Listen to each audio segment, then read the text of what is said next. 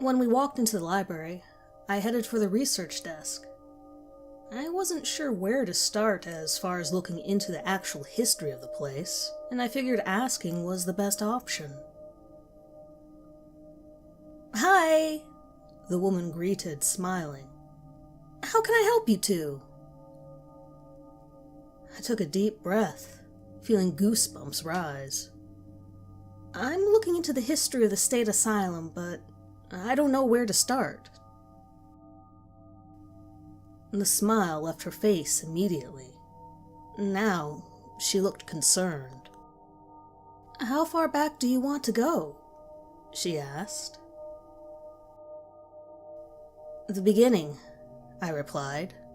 "I need to start there." Sighing, she shook her head and got to her feet. "You're young to be wanting to read something that grisly, but come with me." Rose and I followed her to the very back of the library, where all the old history books were kept. It was different in that section of the library. The silence was eerie. Our soft footfalls were virtually the only sound, other than the low hum of the air conditioning. The librarian took a deep breath and exhaled in a long sigh, stopping at a long, low bookcase. "This top shelf has everything pertaining to the state asylum," she explained, and then motioned to some file folders. "Those are the newspaper articles. Be sure you put everything back the way you found it, girls, and I wish you luck getting through it all." Rose and I each took a small stack of books to the long table, and I grabbed the notepad and pen that happened to be lying on it. I was probably going to need to make notes after all. Sitting down at a chair beside her, I pushed the hair away from my face and started with the top book. Before the Civil War, the state found itself with a surplus of unwanted and abandoned citizens. It opened the Lunatic Idiot and Epileptic Asylum in 1842. Over the next 100 years, the state's lunatic asylum became one of the largest in the country, with over 13,000 patients at its population peak. Many of these patients never left the facility, as evidenced by the 2,000 grave markers at the nearby cemetery that memorializes the 25,000 souls buried across the hospital grounds. In the South, the state sanitarium was a place to be feared. Parents often warned children to behave lest they be hauled off to it. Sadly, as with many mental health facilities of the era, the practices of the asylum were crude and misguided. Many of its patients showed symptoms that did not warrant institutionalization. Doctors at the asylum used numerous brutal treatments, including lobotomies, insulin shock therapy, and electroconvulsive therapy without sedation. Other procedures included isolation therapy, ice-cold baths, and, if all else failed, straitjackets. A 1979 investigation published by a newspaper concluded that just 48 doctors cared for the thousands of patients at the asylum, and not one was a licensed psychiatrist. In fact, some staff members had originally been patients that were hired right out of the institution. "Oh my God, Rosa!" I breathed, horrified. As she leaned over to read what I just read out of the first book, I sat back in my chair. "That can't be true, can it?" She looked ill when she met my eyes. "Let's keep looking," she suggested, and opened the book she'd grabbed. But they all said the same thing, just in varying tones and with different wording. The state sanitarium had been approved in 1837, opened in 1842, and was shut down some 15 years ago, thanks to what the feds found when they did their investigation. "Oh, God," Rosa said, putting a hand over her mouth and sitting back in abject horror. I leaned over to see what she'd found, sure that I wasn't gonna like it. Thousands of people were shipped to the state sanitarium, often with unspecified conditions or disabilities that did not warrant a classification of mental illness. with little more of a label than funny. The hospital outgrew its resources. By the 1950s, the staff-to-patient ratio was a miserable 1 to 100. Doctors wielded the psychiatric tools of the time: lobotomies, insulin shock, and early electroshock therapy, along with far less sophisticated techniques. Children were confined to metal cages. Adults were forced to take steam baths and cold showers, confined in straitjackets, and treated with douches or notions. It has witnessed the height of man's humanity and the depths of his degradation. Dr. Philip Crandall, the chief clinical psychologist at the hospital in 1952, wrote in his book, There by the Grace of God, A Look Inside a Mental Asylum. "Children," she murmured. I could see the tears forming. "My God, they had children there, Vanessa! They locked them in cages!" I knew we should have stopped there, but I needed to know who Dr. Jebediah was. It was then that I realized I had come across no information on him whatsoever. Was he just a boogeyman then? "Sit here for a moment. I need to go ask something," I said, getting up to go back to the research desk. The lady who had helped us wasn't there, though. Instead, there was a white-haired gentleman, polishing his glasses and humming under his breath. As he put his glasses back on, he noticed me and smiled. "Hey there, young lady," he greeted. "What can I do for you?" "My friend and I are looking into the history of the state sanitarium," I explained quietly. "And there's a doctor I've always heard about, but I can't seem to find him." He sighed, nodding. "You'd be referring to Jebediah Walker," he stated calmly. "Then he does exist?" I asked. "Oh, he was real all right," he confirmed. "Tell you what, let's wait for Miss Anna to come back from her break, and I'll tell you what I know." "That would be appreciated," I said. "We're back in the back section." I went back to the table to find Rosa in tears. "Rosa, what happened?" I asked, concerned. She sniffled and wiped her face. "I can't get past the image of children in cages," she murmured, fresh tears appearing. "How could anyone do that to children? And why?" I sighed, sitting down beside her and hugging her tight. "I don't know," I told her. "I really don't know." Rosa had gotten herself back under control when the older gentleman from the desk walked back to us. Seeing the stacks of books, he smiled faintly. "You girls are pretty tough going through those old tomes," he remarked and pulled up a chair at the table. "I'm Jim. You was asking about Jebediah Walker. Well, honey, this ain't gonna be pretty."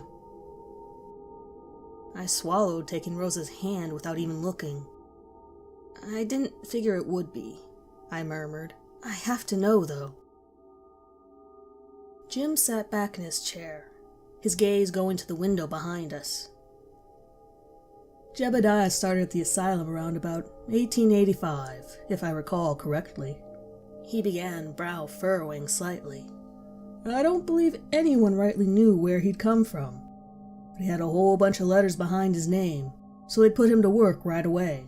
And at first, it seemed like everything was going to be okay. He made rounds personally, tried to get to know the patients, that sort of thing. Wasn't real heard of back then, mind you. Normally it was the nurses who went around checking on the patients, but Jebediah, well, he got really involved in their care." Rosa squeezed my hand. With a start, I realized I hadn't taken a breath yet. Squeezing it back to let her know I was all right, I waited for him to continue. "Before I go on, I have to ask this. Are you girls sure you want to hear this?" he asked, gray eyes focused on us keenly.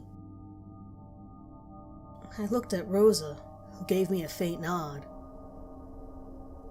I can sit here with you if you want me to stay, she murmured. No, I decided. Why don't you go up front and wait for me? I don't think you need to hear this. Just reading this stuff upset you enough. She hugged me and got to her feet. I'll be waiting on you, she assured me and walked away. I turned back to Jim. I'm sure, Jim, I told him, bracing myself. He sighed. Jebediah, well, he started getting ideas about new treatment options for the patients. Lobotomies were fine and dandy, but they didn't suit him. Neither did the shock therapy or the ice baths. No, Jebediah wanted something different. First thing he did was to take the worst of them out to this big old wooden tub out back of the building. He'd have them chained down in the tub, pour ice water in with them until only their heads and shoulders were above water. He'd pour molasses or honey over their heads and leave them out there for the flies and whatever other insects to come feed on. When I say he'd leave them out there, I mean for at least a week at a time. Oh, they'd get fed, but they had to do their business right there in the tub. So that water got mighty foul after a day or so. Well, that would attract flies too, and before long, it would be a fly breeding ground. Them poor souls. Well, if they survived, there weren't ever any problem again. Jesus, I muttered, horrified. Oh, it gets worse than that, Jim said. You see, Jebediah had a whole bunch of old torture devices that no one round here had ever heard of. You know what a Judas cradle is? I shook my head. It's a block of wood made into the shape of a pyramid, but raised up about 4 feet off the ground, he explained. Jebediah had one. The way it's used is that he'd take a patient, strip them down naked, and then tie ropes to their arms and legs. He'd have the orderlies hoist them up into the air over this pyramid, and then slowly lower them down until it was in a mighty delicate location. I'm sure you can guess where. They'd be sitting on that sharp point, and he'd have the orderlies slowly pull down on the ropes until, well, it ripped them. If they didn't die from the blood loss, they'd die from the infection that set in after, because he didn't care nothing about making sure they lived. I took a deep, shuddery breath, easily able to imagine the whole process. Jim shook his head. He used sleep deprivation, starvation. He'd blindfold them and stuff cotton in their ears, and then throw them in a pool with no lights on and leave them. And there was the raping and the molestation going on. Jebediah was a sick, sick man.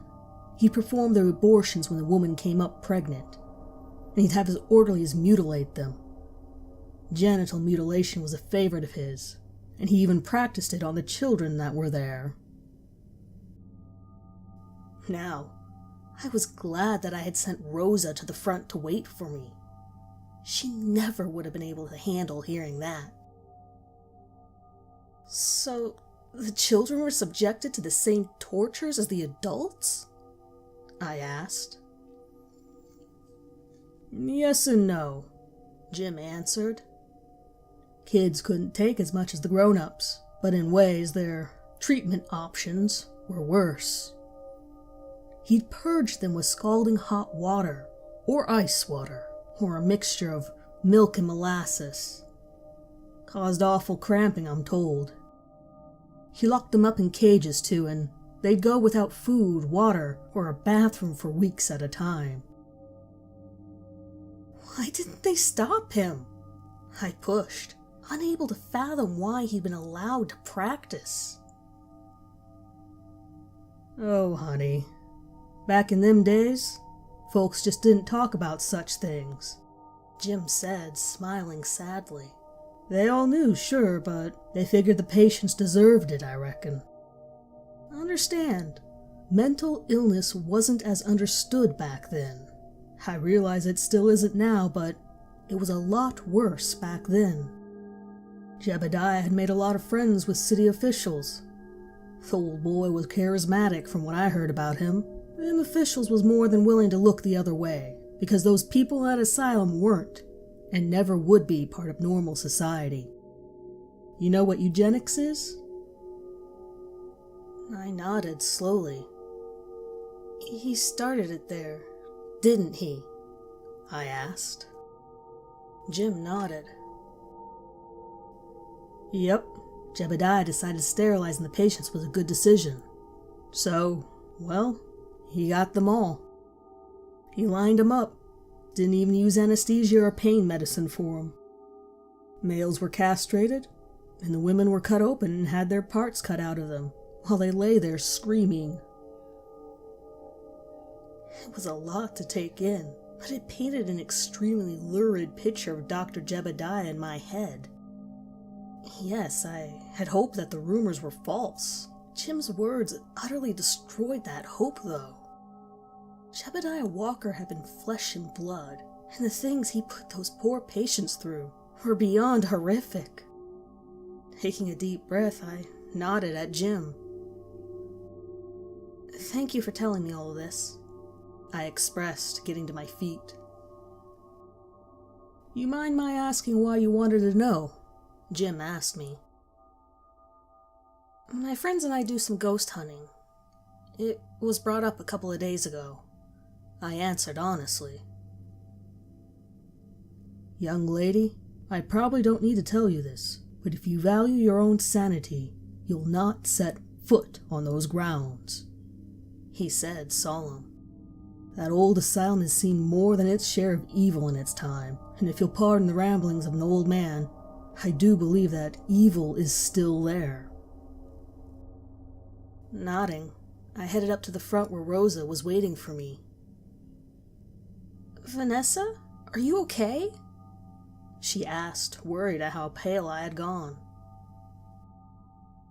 Let's get out of here, I mumbled, walking to the door.